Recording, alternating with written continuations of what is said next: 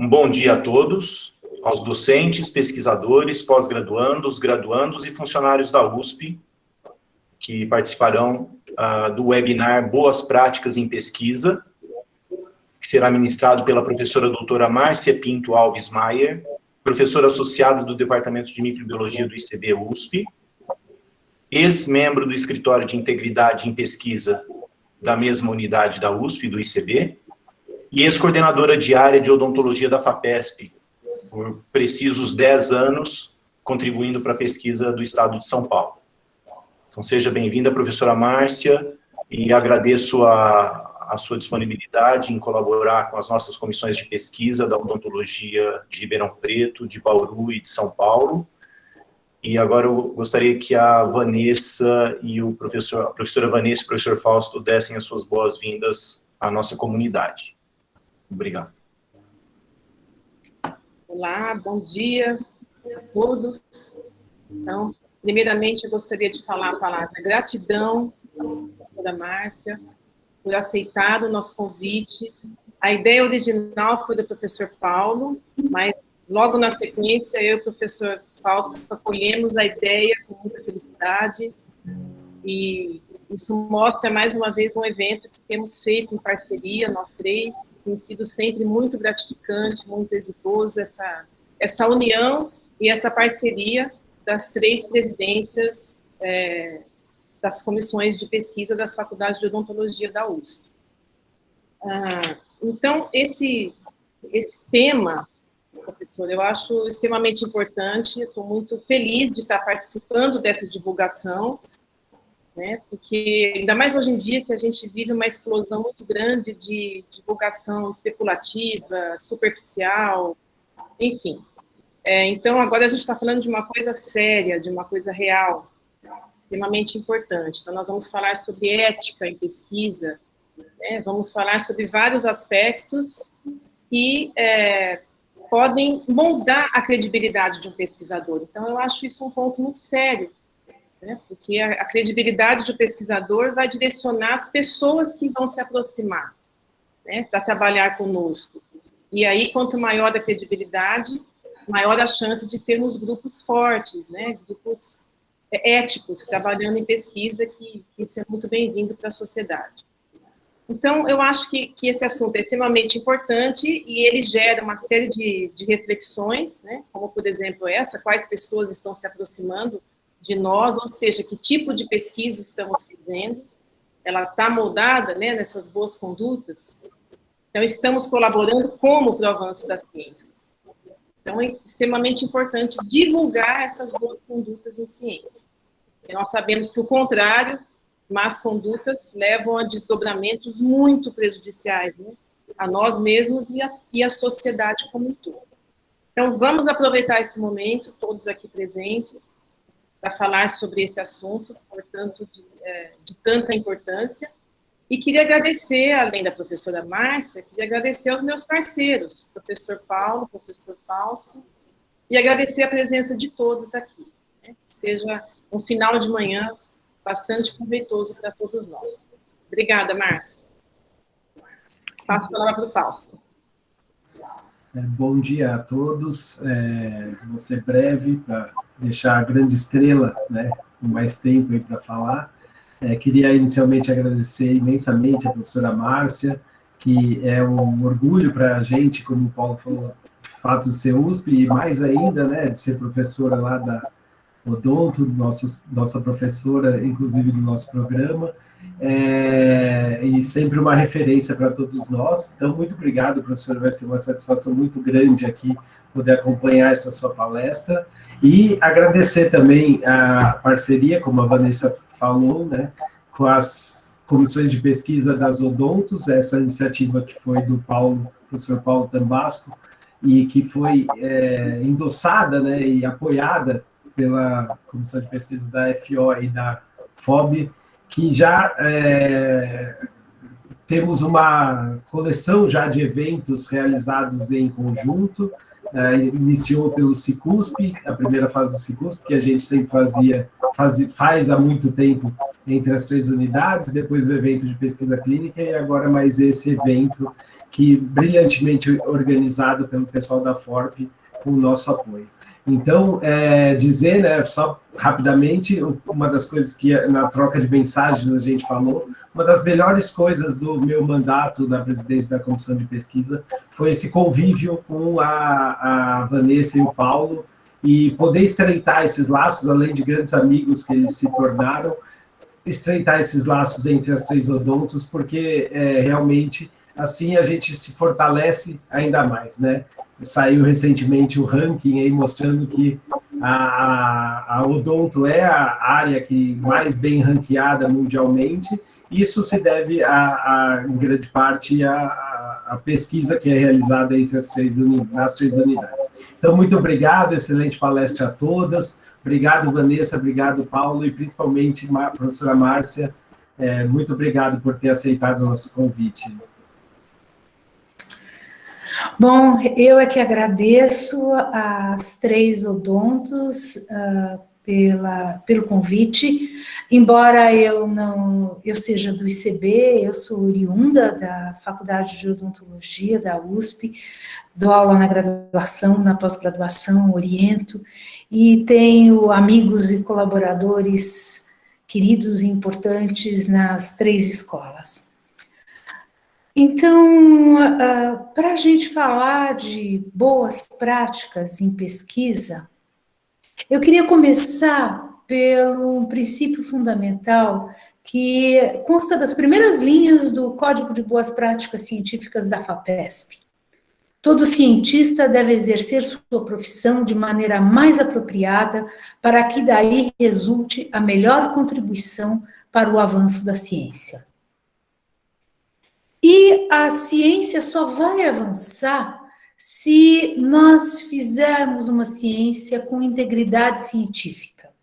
Que, segundo o Guia de Boas Práticas Científicas da USP, é a prática da ciência de forma prudente, honesta, independente, transparente e responsável. O oposto da má conduta científica caracterizada por fraude. Por isso, as instituições são responsáveis pela preservação da integridade na pesquisa científica. O Instituto de Ciências Biomédicas tem o seu Código de Boas Práticas desde 2016, estabelecido na gestão do professor Jackson Bittencourt, que é um grande entusiasta nesse tópico. E isso é exigido de todas as instituições que pedem, que são financiadas por agências de fomento. CNPq, FAPESP, CAPES, todos, e agências internacionais, todos exigem que as suas instituições zelem pelas boas práticas científicas, na forma de educação, prevenção, investigação e punição. Para isso, a maior parte das instituições tem os seus escritórios de boas práticas científicas ou de integridade científica, que visam não só a investigação e a sanção justa e rigorosa, mas principalmente a educação e a prevenção de más condutas científicas. Inclusive, algumas instituições científicas têm contratados agentes especializados para promover essas estratégias, visando que as suas publicações daquela instituição não sejam objeto de retratação, de fraude. Um dos primeiros aspectos resultantes de más condutas na ciência é a retratação de artigos científicos. No entanto, a retratação, o objetivo da retratação não é a punição dos autores. A punição cabe às próprias instituições. O objetivo da retratação é a correção da literatura, garantindo a sua integridade. E se a gente for avaliar por que os papers são retratados, a maior parte dos papers é retratada por má conduta, por fraude. Um exemplo aqui, entre artigos chineses publicados num período de 20 anos, 81% eles foram retratados por fraude, por má conduta, e apenas 15% por erro. O que é fraude? É a fabricação de dados, a falsificação de dados e o plágio. Embora os papers eles sejam retratados, existe ainda uma consequência destes papers na literatura. Tem o Escritório de Integridade Científica do Departamento de Saúde americano. Ele recomendou, num período de 2015 a 2019, a retratação ou a correção de 164 papers. Desses, 74% foram retratados, 20% foram corrigidos e apenas 6% não foram alterados. No entanto, para nossa surpresa, esses 164 papers foram citados na literatura mais de 7.000 vezes.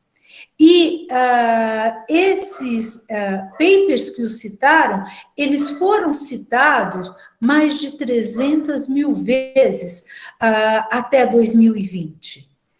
E isso acontece, então, que você continua mantendo estes papers na literatura. E por que isso acontece? O Oransky, que é um fundador do site Retraction Watch, ele tem uma resposta para isso. Ele diz que as pessoas não leem as referências que eles mesmos citam. Eles simplesmente pegam uma lista dos principais papers relevantes e citam também. Mas, porque se você for ler, for procurar aquele paper, ele está na literatura como retratado. As consequências disso não é só do lado científico, da literatura científica, mas as retratações, as fraudes, as más condutas, elas têm consequências outras para toda a credibilidade que tem a ciência. Um exemplo disso são esses 2 papers publicados com uma base de dados de uma empresa chamada Surgisfera. Essa empresa, ela é de propriedade de um dos autores desse DSAI, desses 2 papers. E todo mundo sabe das consequências que existiram nas discussões, por exemplo, sobre hidroxicloroquina e Covid. Então, isso causou um dano à sociedade muito grande. Esse paper foi publicado em maio e no começo de junho já começou a existir a discussão sobre a falsidade desse banco de dados, e isso gerou, por exemplo, inclusive tweets e discussões entre o Trump e o Bolsonaro sobre o uso da hidroxicloroquina. No dia 4 de junho ele foi retratado, mas até o final de dezembro, estes papers continuaram a ser citados em 200 artigos em 2020, sendo que em mais da metade desses artigos, eles não faziam a mínima menção de que aqueles dados não eram válidos porque aqueles papers não eram retratados, porque aqueles papers haviam sido retratados. As retratações, elas podem ocorrer por diferentes motivos. Por exemplo, pela fraude no banco dos dados, como eu relatei anteriormente, mas um motivo de retratação que está sendo cada vez mais frequente é a manipulação no processo de revisão. Esse aqui é, por exemplo, um paper da nossa área de odontologia que foi retratado porque o processo de revisão foi comprometido.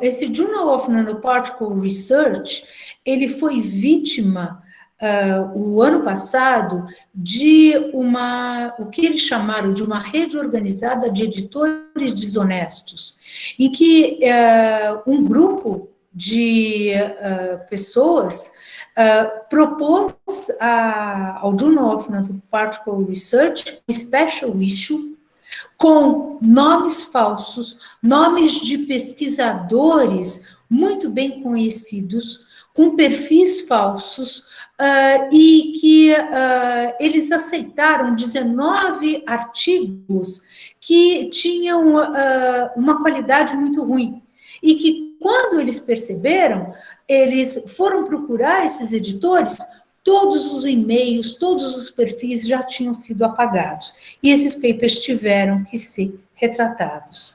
Então, isso está sendo cada vez mais frequente. Um outro motivo de retratação é fraude nas publicações por manipulação de dados e de imagens. Estima-se que mais de 4% dos papers em ciências biomédicas tenham imagens alteradas. E por isso, os editores, eles estão cada vez mais tendo que ter ferramentas mais sofisticadas para que detecção de imagem, de dados fraudulentos, de imagens fraudulentas e de plágio. Um outro motivo de retratação é a evidência de pesquisa não ética. A gente, o próprio Código de Boas Práticas da USP diz que ao pesquisador responsável cabe zelar pela realização de pesquisa com base em critérios éticos. Esse paper que eu apresento aqui também da nossa área, em que ele compara um modelo experimental de periimplantite com periodontite, publicado em 2017, ele foi retratado só em 2020, e o motivo da sua retratação foi que somente havia a aprovação do Comitê de Ética para fazer um modelo experimental de periodontite. O modelo de periimplantite só foi aprovado pelo Comitê de Ética Institucional após a submissão do paper. As retratações também têm sido feitas devido a conflito de interesses, a falta de divulgação de conflitos de interesses dos autores nas publicações. O que tem ocorrido, por exemplo, é que muitas pesquisas financiadas ou parcialmente financiadas pela indústria não divulgam que existem autores que fazem parte da indústria, ou mesmo essa autoria, ela, embora pessoas da indústria tenham feito parte das publicações, eles não são divulgados. Então, são autores fantásticos. Nessa análise, em 200 clinical trials financiados pela indústria, o que eles mostram é que a maior parte dos autores acadêmicos não fazem parte não fizeram a análise, mas a análise dos dados foi feita pela própria indústria. E, mais relevante do que isso, em 20% dos casos, os autores acadêmicos nem tiveram acesso aos dados completos.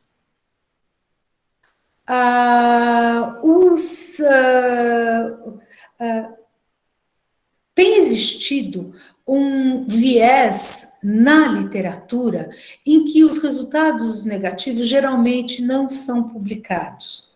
Isso não gera, claro, uma retratação, porque eles nem são publicados, mas isso gera um descrédito nas publicações científicas. Há um tempo atrás, na Science, isso foi bastante discutido, que apenas uma pequena proporção dos resultados publicados são aqueles realmente representativos do que existe. Mais de cerca de 90% dos clinical trials produzidos por acadêmicos europeus nunca são publicados. E pelas companhias, cerca de 30% é que não são publicados. Isso acontece não exatamente por culpa dos autores. A gente sabe que é difícil publicar resultados negativos. E aí o que acontece é o engavetamento dos nossos resultados. E com isso, muita coisa deixa de ser publicada, que seria extremamente importante. E como eles não são publicados, eles são repetidos mais vezes, é gasto recurso humano, tem um custo de se fazer novamente por outros grupos os mesmos ensaios e que, na verdade, eles dão resultados negativos e eles nunca são publicados. Tanto que os editores agora, eles estão mais cientes disso e a Scientific Report fez um special issue o ano passado só sobre resultados negativos.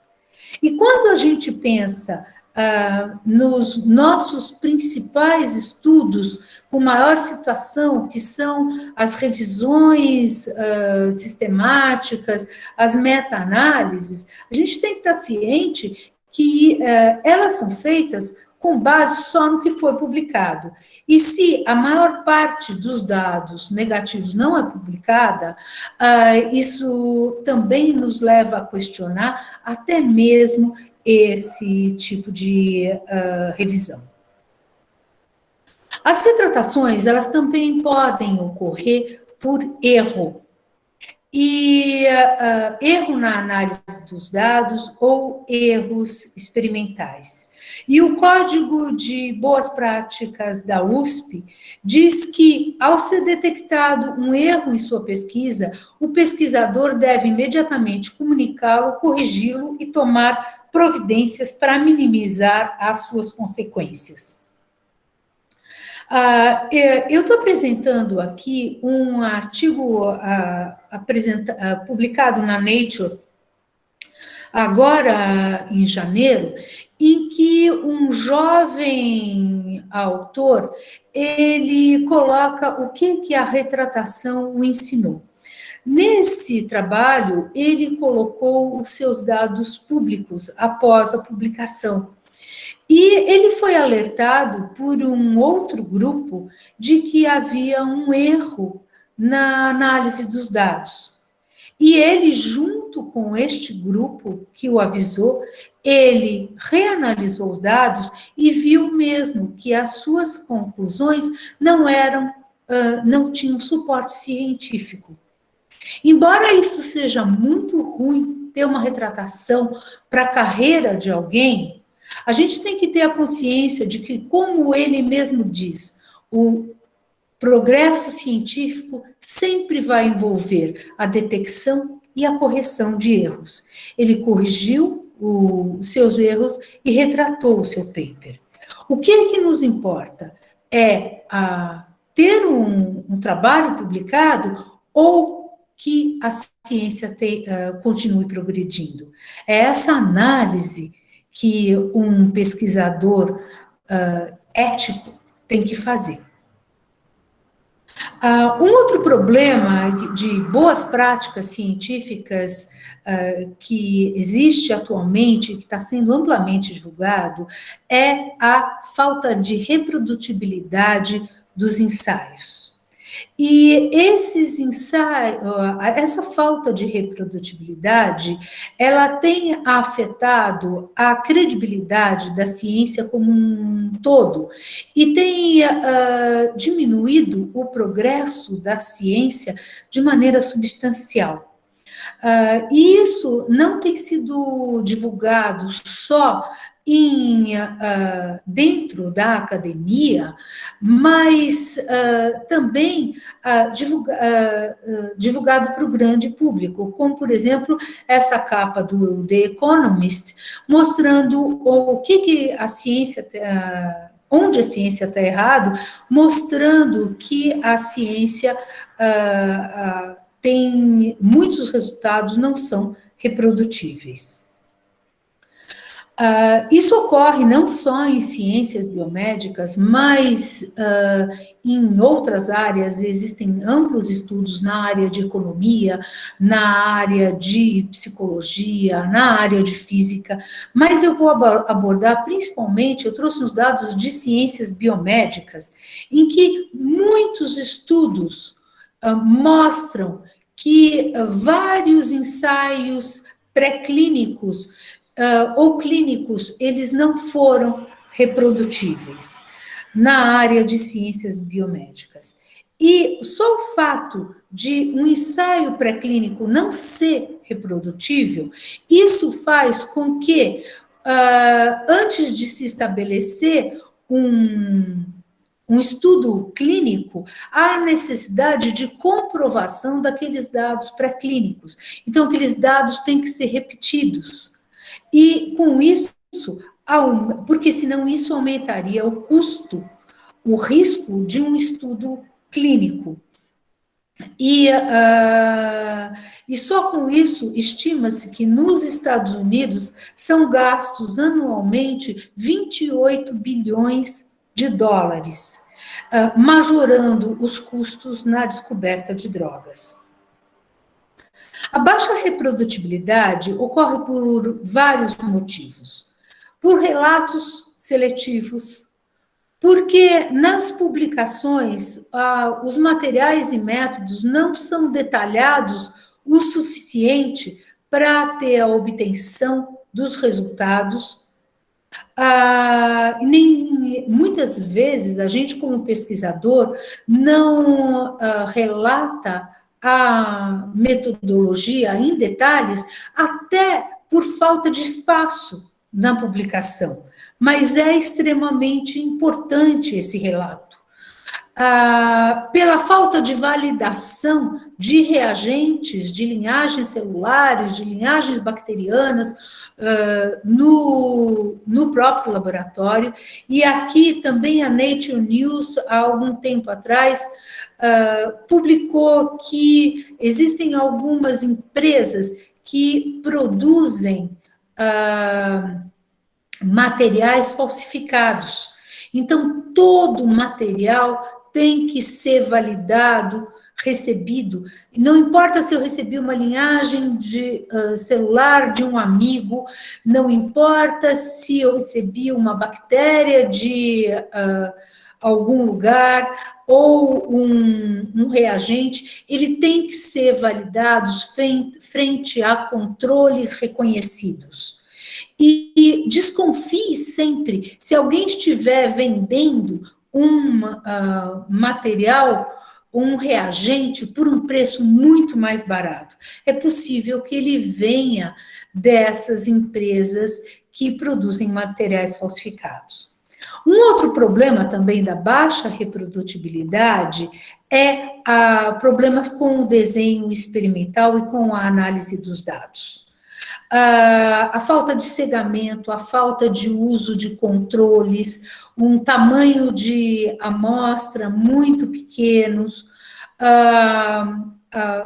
alguns papers, eles formulam a hipótese só na hora de escrever o paper. Então, o desenho experimental não foi feito para fazer, para aquela hipótese, mas aquele foi o único resultado positivo que eles obtiveram, então eles formulam a hipótese para responder aquele resultado positivo. E a análise dos dados, que eu não vou entrar em grandes detalhes, mas o Ronald Coase, que foi Prêmio Nobel da Economia em 91, ele escreveu de que se você torturar os dados por um bom tempo, eles finalmente vão confessar. Então, alguma coisa positiva, algum resultado positivo você vai ter. Então, uma das coisas é o chamado p-hacking, parar de fazer os experimentos quando o resultado dá positivo, ou então fazer testes com inúmeras variáveis, e aquele que der o resultado positivo é aquele que vai ser publicado. E uma coisa muito importante é que os resultados, eles devem ser replicados antes da sua publicação no próprio laboratório, em ensaios independentes.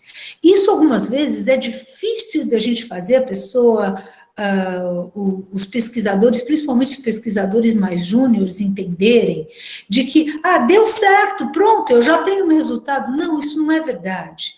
Ele tem que dar certo 2, 3 vezes na sua mão. Então, ele realmente é reprodutível, porque eu posso ter um falso resultado positivo. Então, há necessidade de repetição de ensaios independentes.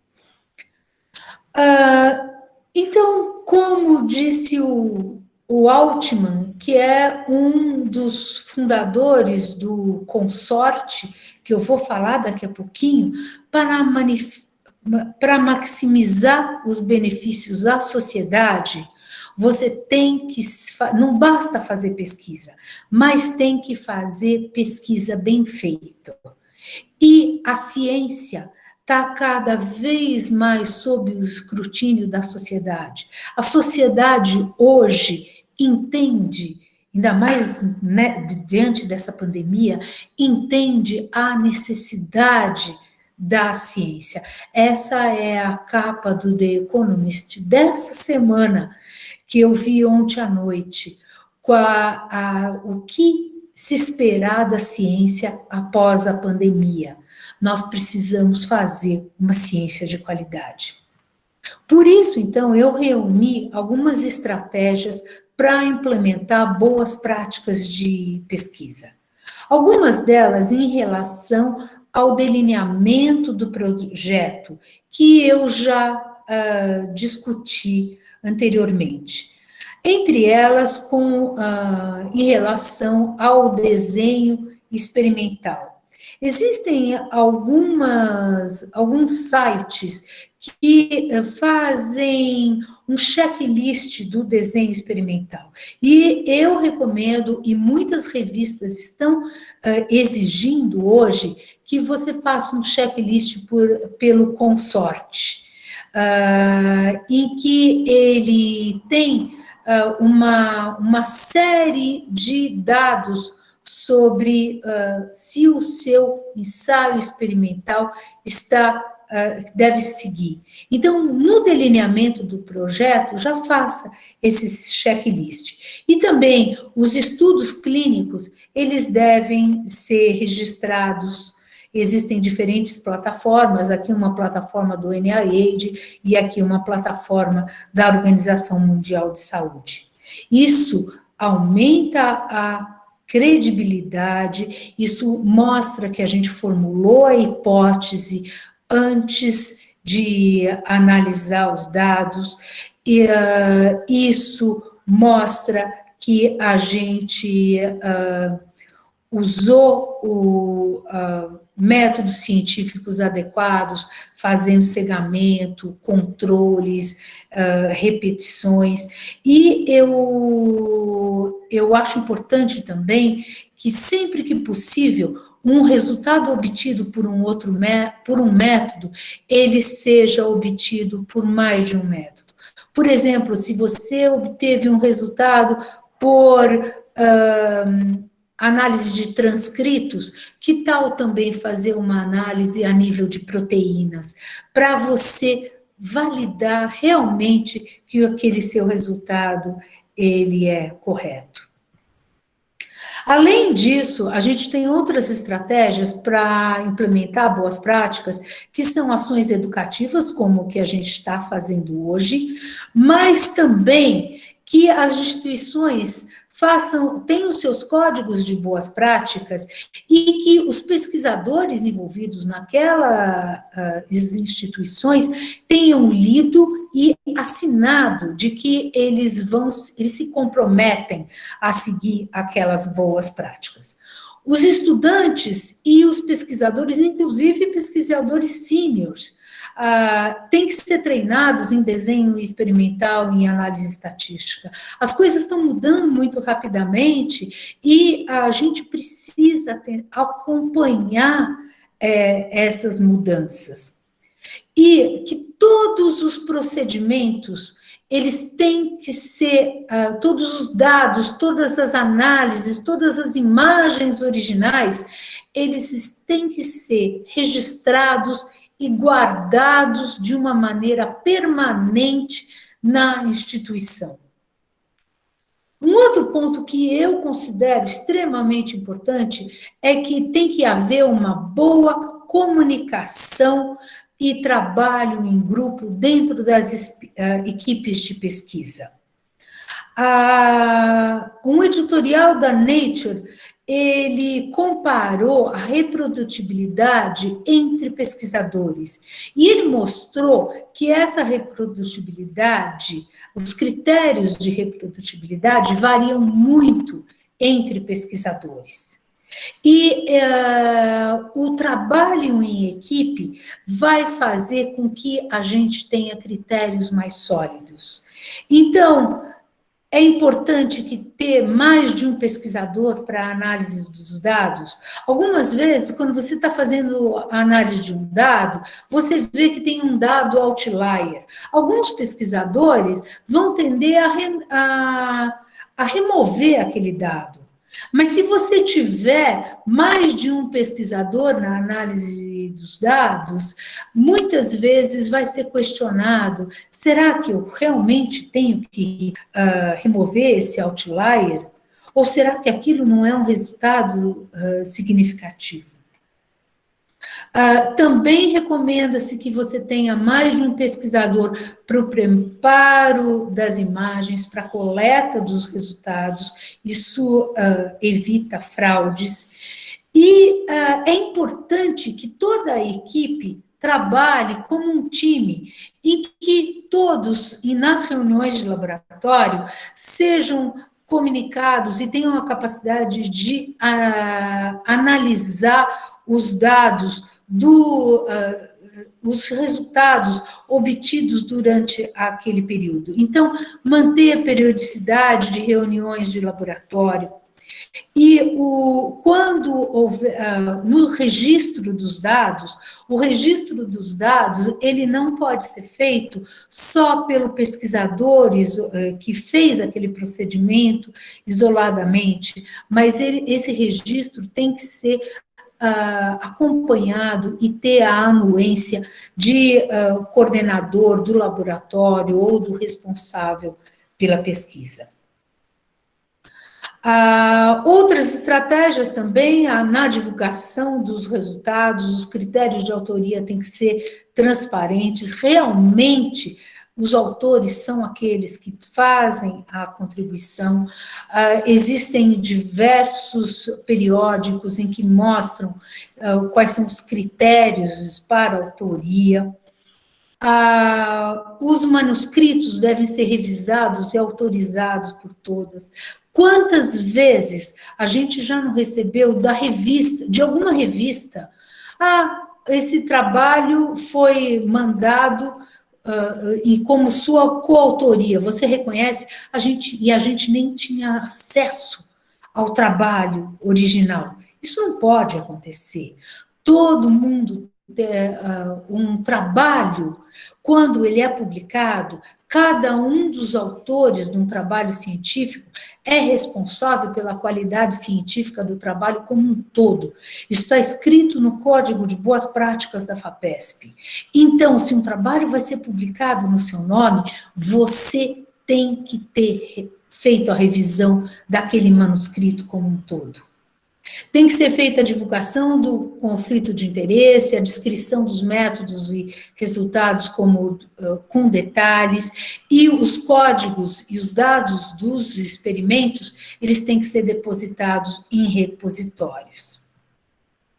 Quanto a isso, tornar disponíveis os dados e os códigos dos experimentos, a USP tem atualmente o seu repositório, USP, de repositório de dados científicos, e o nosso guia de boas práticas científica considera que, após a publicação do resultado, os pesquisadores devem abrir os seus dados de pesquisa. Isso vai fazer com que os dados de pesquisa sejam mantidos ao longo do tempo. Aqui também uma publicação na Nature News, em que eles mostram que, imediatamente após a divulgação dos resultados, a maior parte dos dados, eles ainda existem na instituição. Mas 20 anos depois, menos de 30% daqueles dados, eles estão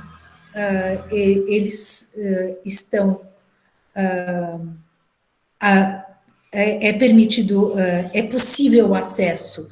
Eles ainda relatam que os dados, eles estão muitas vezes em pastas na casa dos pesquisadores já, eu tenho dados de pesquisas de 20, 30 anos que ainda estão naqueles disquetões grandes e que eu não consigo, nem eu consigo mais ter acesso.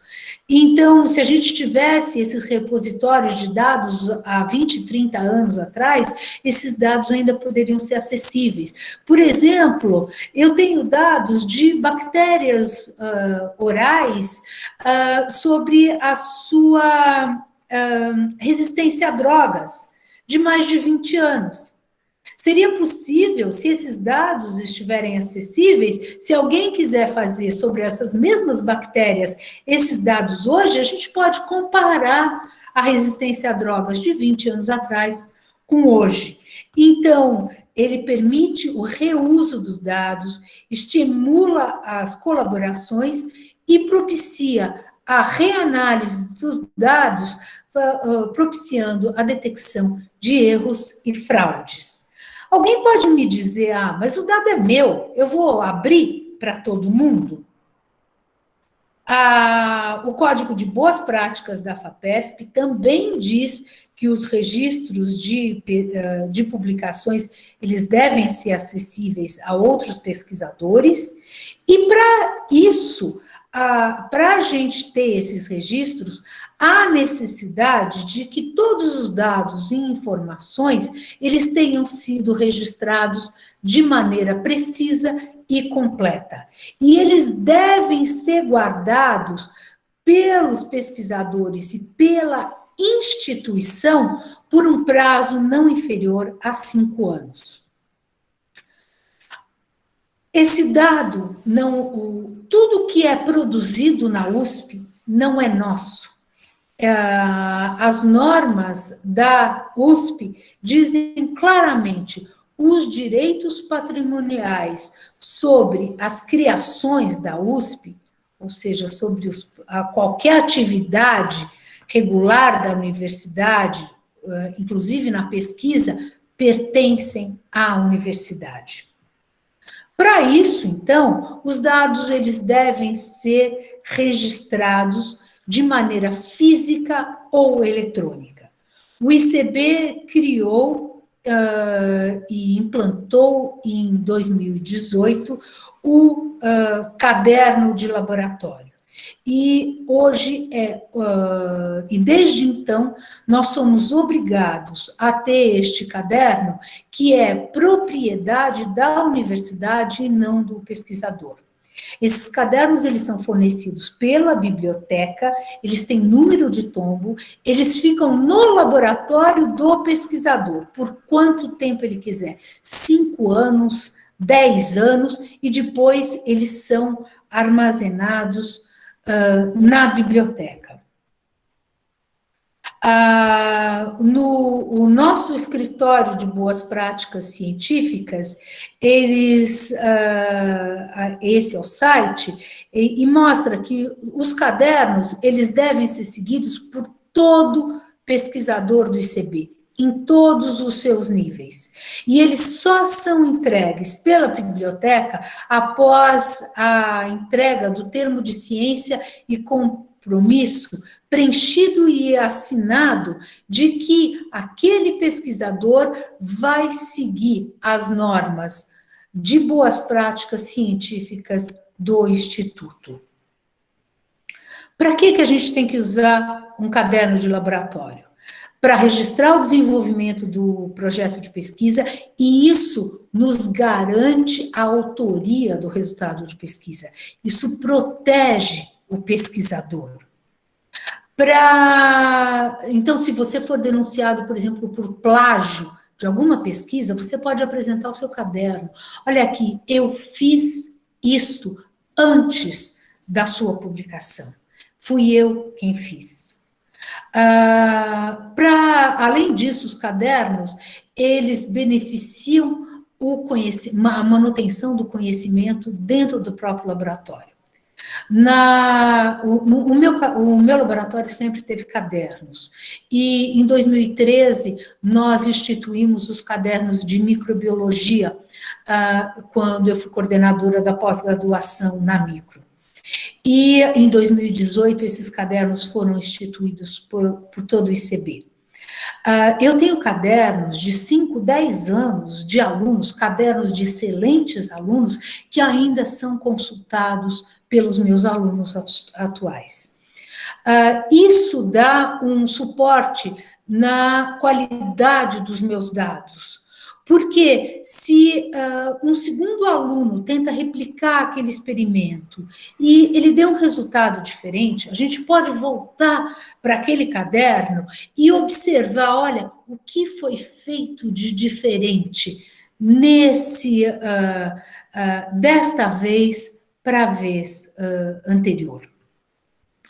E isso faz, então, com que a nossa pesquisa seja profissional e que a gente se adapte aos padrões internacionais. Eu não vou discorrer sobre como a gente faz o caderno, vocês podem procurar no site do ICB, isso tem bem explicado, mas o caderno não se leva para casa, caderno não se passa limpo, caderno ele tem que ser feito a tinta de maneira permanente, e a gente tem mais alguns outros critérios.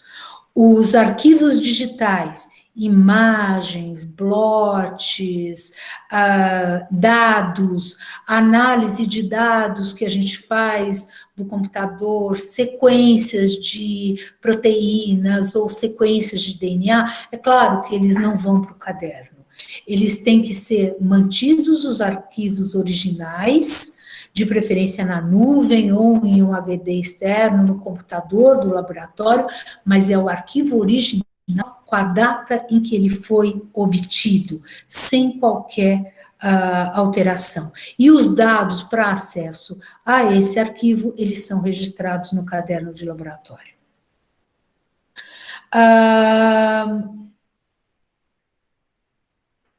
Esses dados, eles têm que estar disponíveis, todos esses registros, eles têm que estar disponível quando a instituição tiver que fazer uma investigação sobre má conduta científica. Mas aos alunos de pós-graduação, aos alunos de IC ou aos pós-doc, vocês não estão sozinhos. O supervisor de pós-doc ou o orientador, ele é corresponsável, ele é coautor no seu caderno. Ele é corresponsável pela qualidade científica, ética da sua pesquisa. E aí, para finalizar, eu queria mostrar o que eu achei das condições aqui no Brasil e mais precisamente na USP. Esse é um artigo publicado por um grupo de Brasília sobre os trabalhos retratados na literatura oriundos de instituições brasileiras. Entre 62 trabalhos retratados na literatura que foram publicados entre 2004 e 2017, entre 62 trabalhos brasileiros, 27% eram oriundos da USP. E o que seria de se esperar, já que a produção científica da USP é substancial, mas também indica que nós temos que trabalhar nesse tema. E esses trabalhos, eles foram retratados principalmente por plágio, por publicações duplicadas, por fraude e alguns deles por erro. E esse trabalho publicado, ele conclui que esses artigos retratados, a maior parte dos artigos retratados de instituições brasileiras, eles eram oriundos de instituições públicas. Isso significa que nós temos que ter medidas para prevenir a conduta de para prevenir a má conduta científica e também para que a gente faça uma alocação de recursos responsáveis. Nós recebemos recursos da sociedade e nós temos obrigação social de fazer uma ciência de alto nível ética. E daí, para finalizar, eu trouxe uma reflexão em que nós estamos numa sociedade em que a gente é avaliada pelas publicações. Então, o tal publique ou morra. E a maior parte dos estudos mostram que os hábitos de publicação, eles são naturalmente selecionados nessas sociedades em que a gente tem que publicar. Nós temos que publicar por causa da CAPES, nós temos que publicar para a gente conseguir ter progressão na carreira, nós temos que publicar para ter fundos, mas para ter financiamento. Mas a gente sabe que também existe uma seleção natural da má ciência, porque métodos pobres também geram resultados. Então, essa é uma reflexão que a gente tem que fazer, como é que nós vamos avaliar e promover pesquisadores pela sua qualidade e não pela quantidade de publicações, ou pelo seu índice de citação, ou pelo impacto das revistas. E eu tenho que dizer também que as retratações não ocorrem só em revistas de baixo impacto. Pelo contrário, não existe nenhuma relação entre o impacto da revista e o número de papers, a porcentagem de papers retratados. O Peter Higgs é o descobridor do bóson de Higgs que ganhou o prêmio Nobel. E ele fez essa descoberta em 1964. E quando ele deu uma entrevista, em 2013, ele relatou de que ele se preocupa com esse produtivismo que se encontra na academia hoje, e que ele possivelmente não conseguiria se manter na academia segundo os critérios de hoje. E ele termina a entrevista com essa frase: seria difícil imaginar se eu teria paz e tranquilidade suficiente hoje em dia para fazer o que eu fiz em 1964. A bibliografia que eu sugiro para vocês, na verdade, quem é da USP, é obrigatório ler o Guia de Boas Práticas. Todo mundo que recebe financiamento da FAPESP assina que segue o Código de Boas Práticas Científicas, mas quando eu faço treinamento no ICB para alunos de pós-graduação que já receberam o caderno e que assinam que seguiram o Código de Boas Práticas Científicas do ICB, eu pergunto: quem leu o Código de Boas Práticas do ICB ou o Código de Boas Práticas da USP? E menos de 10%, embora eles tenham assinado que leram, menos de 10% relata que leu. Tem também alguns sites que eu acho interessantes de éticas em publicação. Aqui o Consorte, que eu já citei, sobre desenho experimental. Aqui os 2 sites para registro de estudos clínicos, e eu recomendo fortemente o ORI e o RIO. O ORI é americano, o RIO é do Reino Unido, e